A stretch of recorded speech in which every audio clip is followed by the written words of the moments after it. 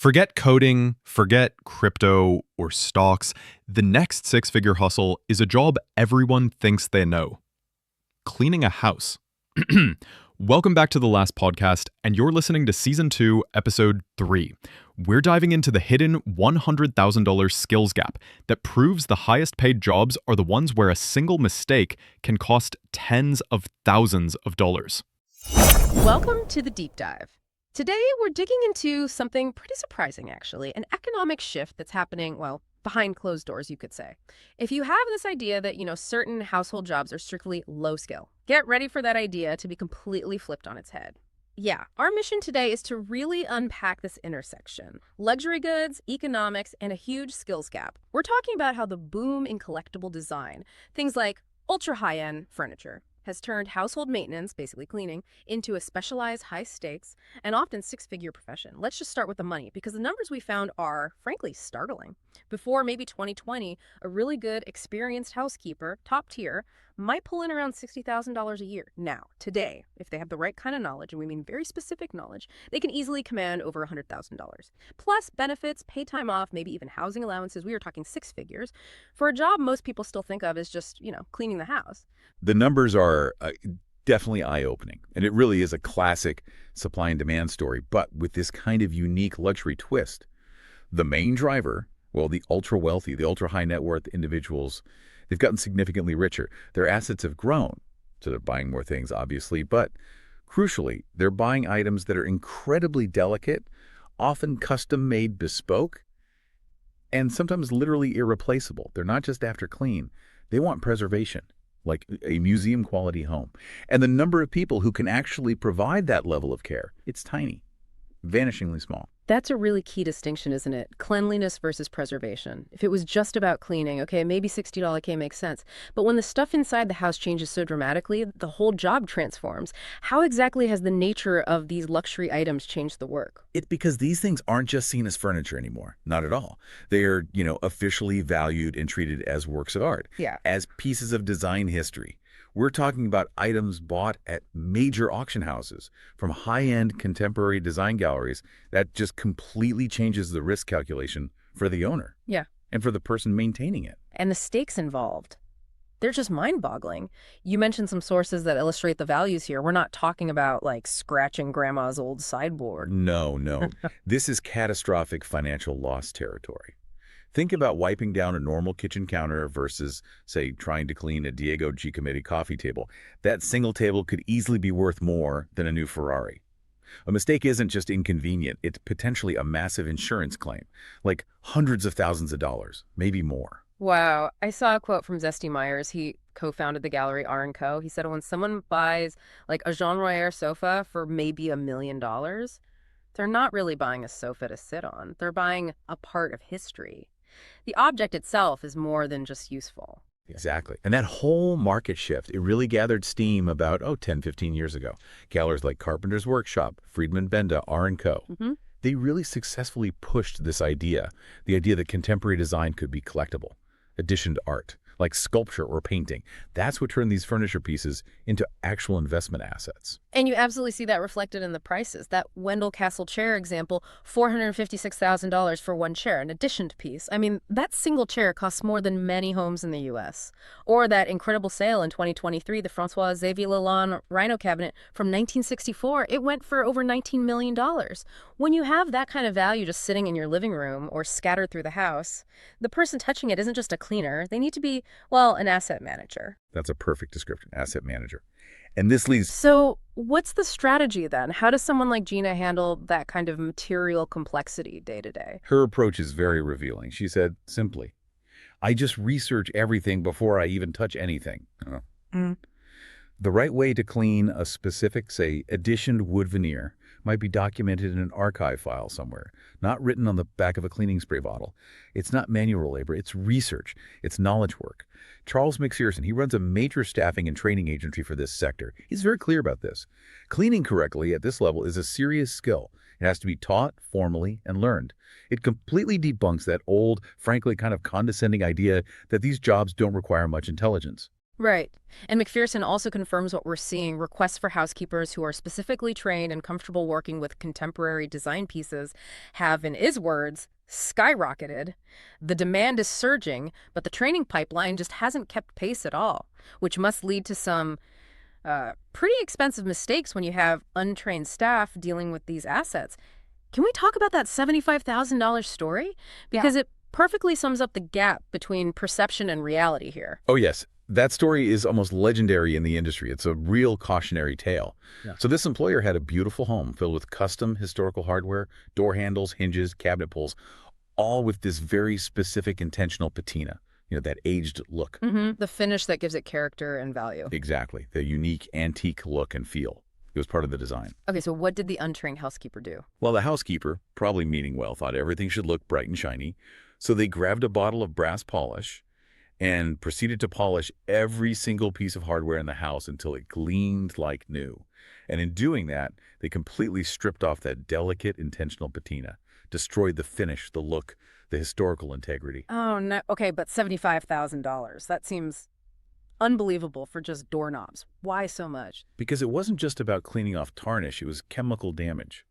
To fix it, every piece of hardware had to be carefully removed, then shipped off to a specialist restorer, someone who could try to recreate that complex, aged patina finish. Then everything had to be reinstalled. All that specialized labor, the restoration work, the logistics, it added up. $75,000. It just perfectly shows how trying hard, but without the right knowledge, can lead to massive financial liability. And what's really telling is how the homeowner reacted, according to the source material. They actually kept the housekeeper. They said basically it was her own fault for not training the staff properly on the specific needs of their home's contents. That feels like a big shift in employer thinking. It is a huge shift. The employer realized that when you own assets this unique, this valuable, the responsibility for training someone on how to care for them falls on you. It requires more than just common sense. And the risk isn't only about accidental damage like polishing, it's also about neglect. Failure to perform the right maintenance can lead to complete loss too. There's another story from a design gallery owner. Their client put a valuable wooden design piece outdoors, but then failed to keep up the very specific maintenance routine it required.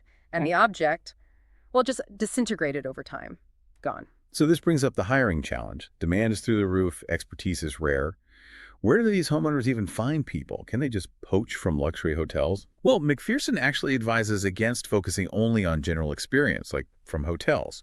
He argues that clients are often better off hiring someone with the right attitude, someone open-minded, willing to learn, who can then be trained specifically for that home's collection, versus trying to find the perfect housekeeper based only on past experience, which might not be relevant. Interesting. So hire for aptitude and attitude, then invest in the specialized training. Exactly. You hire for the potential to become that asset manager you need. Okay, let's dive into the actual techniques now, because this is where it gets really specific, right? Moving from the risks and hiring to the how. The difference between dusting a regular table and a $500,000 collectible seems to come down to these incredibly precise, almost counterintuitive methods. Yes, this is where you really see the specialization. Let's take something basic. Dusting. A common tool most people have is a Swiffer duster. Right. Well, McPherson says those are actually not good for these high-end, delicate items. Really? A Swiffer, I think most people assume they're super gentle. It's about the chemicals and the mechanics. The dry fibers themselves can be slightly abrasive on very sensitive finishes. But the bigger issue is often the chemicals or oils they use to trap dust. When you repeatedly wipe those chemicals onto unique finishes like that expensive patina we discussed, or certain raw woods, you risk a slow buildup. Or, subtly changing the surface over time, you're introducing an unknown variable. Okay, I see. So if the Swiffer is out, what's the professional approved way to dust these priceless things without chemicals or abrasion? It's all about controlling humidity, just the right amount. The ideal tool is a simple cotton cloth, made barely damp. And the technique is incredibly specific. You wet your own hands under the tap, give them one single shake to get rid of excess water, then you wipe your damp hands onto the dry cotton cloth. That tiny amount of residual moisture transferred to the cloth is the perfect humidity. Enough to trap dust effectively, but not enough to leave water spots or require any chemicals. Wow, just that detail alone, wet hands, one shake, wipe on cloth, shows the level of precision. It's a world away from just grabbing a can of polish. Absolutely. And this precision thinking extends to how they approach cleaning versus disinfecting. Most people, especially since the pandemic, kind of lump them together. Yeah, you figure if it looks clean, it's probably disinfected too. Right. But McPherson really emphasizes this vital distinction. You cannot disinfect and clean in one movement. It doesn't work that way, especially on delicate surfaces, he stresses. You have to clean something before you can disinfect it. Cleaning is the physical removal of dirt, dust, grime. If you don't remove that first, disinfectants can't work properly. They get blocked by the grime. Plus, if you slap harsh disinfectants onto a delicate surface that hasn't been properly cleaned, you might just trap dirt underneath a chemical layer, and you definitely risk damaging the finish. So specialized housekeeping requires that meticulous two-step process. Clean first, then disinfect, if necessary and appropriate for the surface. It takes longer, requires thought, demands specific training. Okay, so we have the situation. Incredibly valuable assets, tiny margin for error, and a real shortage of people with the skills. That must create a fiercely competitive hiring market for the few who do have this expertise. Oh, the competition is intense. The sources make that very clear. Gina, that executive housekeeper in the Bay Area, she shared a story about being poached, literally recruited while attending a party with about 80 people there. Employers are actively trying to hire specialized staff away from each other, often right in social settings, offering huge salary bumps. And maybe the most fascinating part is the status paradox here. Gina points out why this competition exists. She says, there's not a lot of people who are professional in this area. And the reason? Because many still see housekeeper services as a low end of society, so a lot of people don't want to do it. It's kind of mind-bending.